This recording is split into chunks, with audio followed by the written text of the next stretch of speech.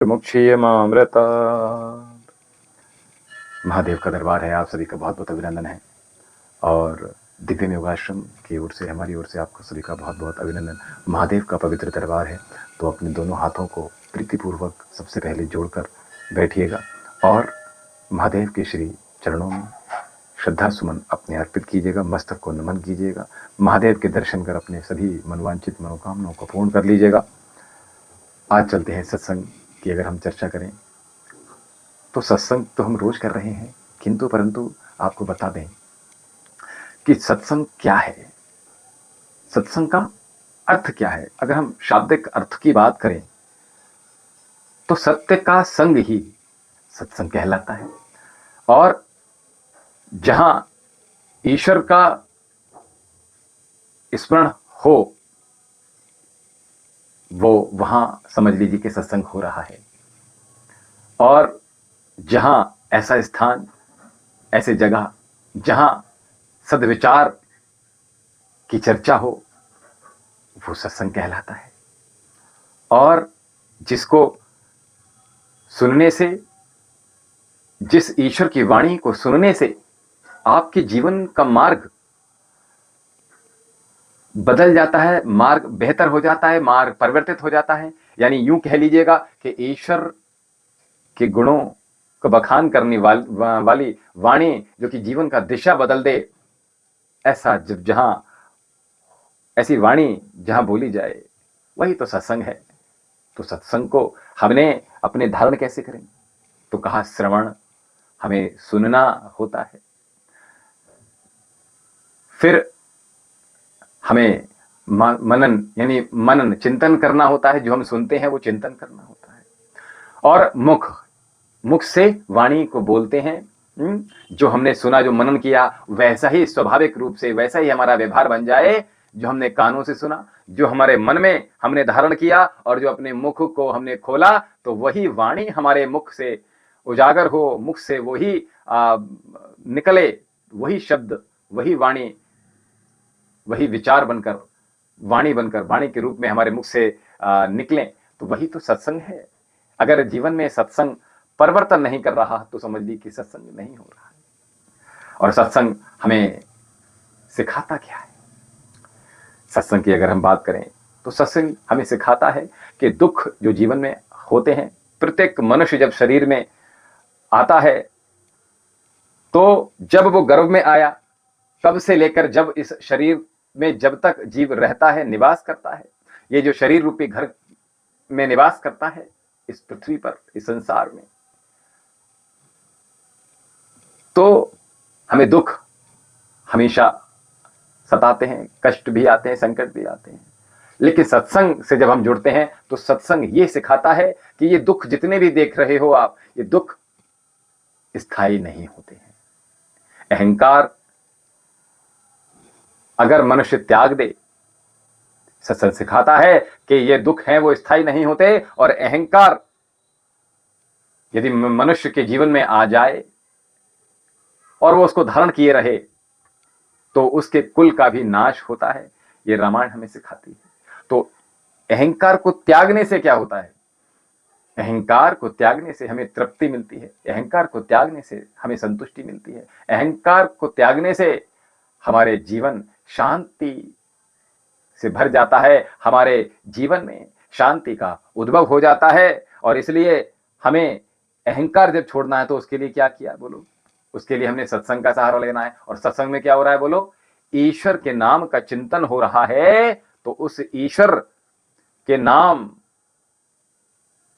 का ही सहारा हमें प्राप्त होता है, जो कि आपके मनुष्य जीवन का उद्धार करने के लिए परम आवश्यक बताया।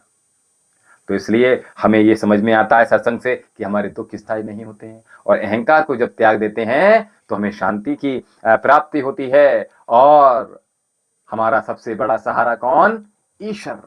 ईश्वर का मार्ग, ईश्वर का चरित्र, और उसके चरित्र को चित्रण में बदलते हुए हम उनके पग पर पग पग पग पग बढ़ते चले जाएं तो समझ लीजिएगा हमें सत्संग हमारे जीवन को परिवर्तित कर रहा है, हमें जीवन को सुगंधित कर रहा है। तो इसलिए हम जो व्यक्ति प्रतिदिन सत्संग करता है उसका जीवन में तीन चीजें हमेशा आती हैं। व्यक्ति सत्संग को सुनता है, मनन करता है, विचार करता है और अपनी वाणी में, अपने व्यवहार में वो परिवर्तित कर देता है, उतार लेता है, उकेर देता है। तो ऐसे व्यक्ति के जीवन में सत्संग बहुत बड़ा कार्य करता है, बहुत बड़ा परिवर्तन करता है। सबसे पहला परिवर्तन करता है कि उसका विवेक जागृत हो जाता है। हमारे मस्तिष्क में दो मस्तिष्क होते हैं, एक चेतन मस्तिष्क जिससे हम अभी आप कुछ बोल रहे हो, आप सुन रहे हो, कानों से हम जो बोल रहे हैं वो सुन पा रहे हो, समझ पा रहे हो। इस समय प्रेजेंट टाइम में ये हो गया आपका चेतन मस्तिष्क। और जो सुन चुके आप वो हमारे कहां बैठ गया, अब सबकॉन्शियस माइंड में, यानी कि अब चेतन मस्तिष्क में बैठ गया। तो हमारे जो सत्संग है इससे हमारा विवेक जागृत हो जाता है कि हमें क्या करना है, क्या नहीं करना है। ये विवेक जागृत हो जाता है कि सही क्या है, गलत क्या है। ये विवेक जागृत हो जाता है कि धर्म का मार्ग क्या है, अधर्म का मार्ग क्या है। ये विवेक जागृत हो जाता है कि हमें संसार में जब आए हैं तो किसके साथ कैसा व्यवहार करना होता है, कैसी वाणी का प्रयोग करना होता है, किसके साथ, किस धर्म के साथ अगर चलते हैं तो हमें क्या लाभ होगा, और धर्म के साथ नहीं चलते हैं, अधर्म के मार्ग पर चलते हैं तो हमारी क्या हानि होगी। ये सत्संग ही तो सिखाता है। और सत्संग में हमने सबसे पहले क्या बताया, प्राप्त होता है क्या, विवेक जागृत होता है। व्यक्ति कहते हैं कि तराजू, कहते हैं कि अगर आप जाते हो किसी कोर्ट में तो वहां कहते हैं कि कानून अंधा होता है। कानून अंधा नहीं होता है। कानून को सबसे अधिक, अगर हम कहें, सबूत जो चाहिए सबसे अधिक कानून को ही चाहिए, और बिना सबूत के जो देखता है, जो समझता है ना, तो अब वो कहते हैं क्या, सुन नहीं पाएगा। लेकिन हमने कहा जो आप दिखाओगे, कानून अंधा थोड़ी है, कानून को जो दिखाएंगे वही मानता है। किसने कहा कानून अंधा होता है। तो इसलिए विवेक जागृत कीजिएगा। अपना विवेक क्या करता है, आपकी विवेक जब जागृत हो जाता है तो आप धर्म अधर्म को सब समझते हो। तो इसलिए आप अपने भीतर के विवेक को जागृत करना है। और दूसरा बड़ा काम क्या होता है, जब विवेक जागृत हो जाता है तो मनुष्य क्या करता है, उसके कर्म में परिवर्तन आता है। सबसे बड़ा, उसके कर्म धीरे धीरे परिवर्तित होते चले जाते हैं, कर्म उसके सुगंधित होते चले जाते हैं। कर्म उसके जहां भी होता है, जहां कर्म करता है, ऐसा विवेकी मनुष्य जो धर्म के मार्ग पर चल रहा होता है, सत्संग के मार्ग, सत्संग को सुनकर, मनन करके, चिंतन कर वाणी से व्यवहार कर रहा होता है, ऐसा व्यक्ति का कर्म सुगंध ही बरसाता है, सुगंध ही बिखेरता है चारों दिशाओं में। वो जो कर्म करता है, इसका मतलब उसके कर्म शुद्ध हो रहे हैं।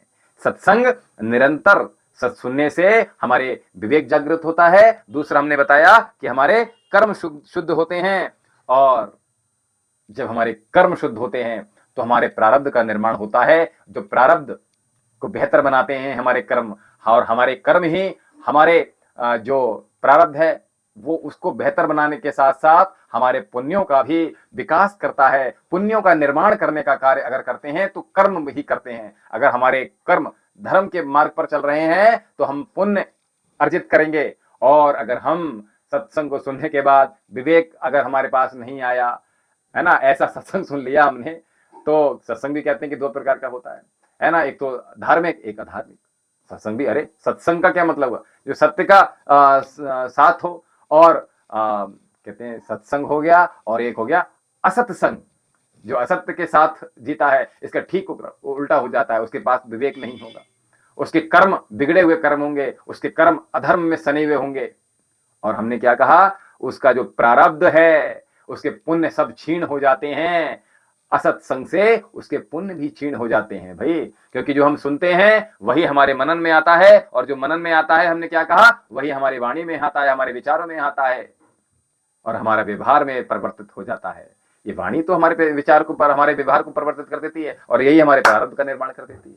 तो हमारे प्रारब्ध सुधारना है तो हमने कहा क्या, सत्संग की ओर जाना है। तो हमारा, हमने क्या कहा, सत्संग से क्या प्राप्त होगा, पहले तो आपका विवेक आपका सुधर जाएगा, विवेक आपका जागृत हो जाएगा कि क्या करना है, क्या नहीं करना है, ये जागृत हो जाएगा। और दूसरा हमने क्या बताया, विवेक के साथ कर्म शुद्ध हो जाते हैं, और कर्म जब शुद्ध होते हैं धर्म के मार्ग पर चलते हुए, तो हमारा जो प्रारब्ध है वो संवर जाता है, वो सुधर जाता है, वो संभल जाता है, वो खूबसूरत हो जाता है। और हम चारों तरफ ऐसे व्यक्ति का, ऐसे मनुष्य का जो जीवन होता है वो चारों दिशाओं में सुगंध ही बिखेरता है।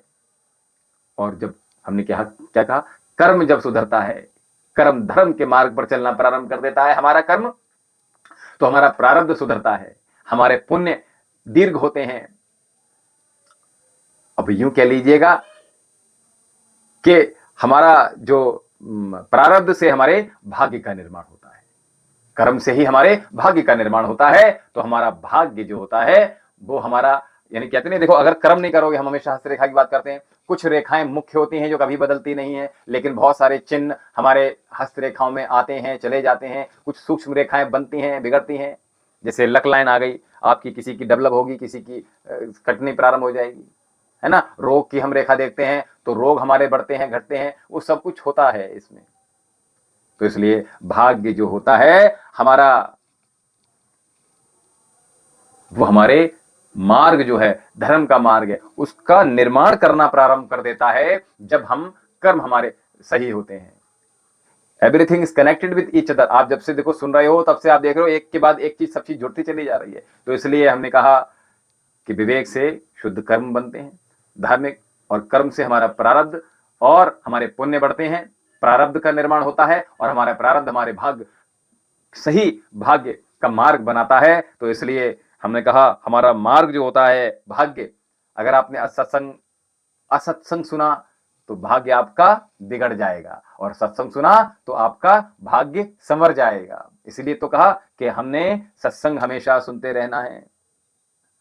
इसलिए हमेशा स्मरण रखिएगा कि सच्चा सत्संग ही होता है तो प्रत्येक मनुष्य के जीवन की दिशा और दशा दोनों परिवर्तित कर देता है, दोनों बहुत खूबसूरत बना सकता है।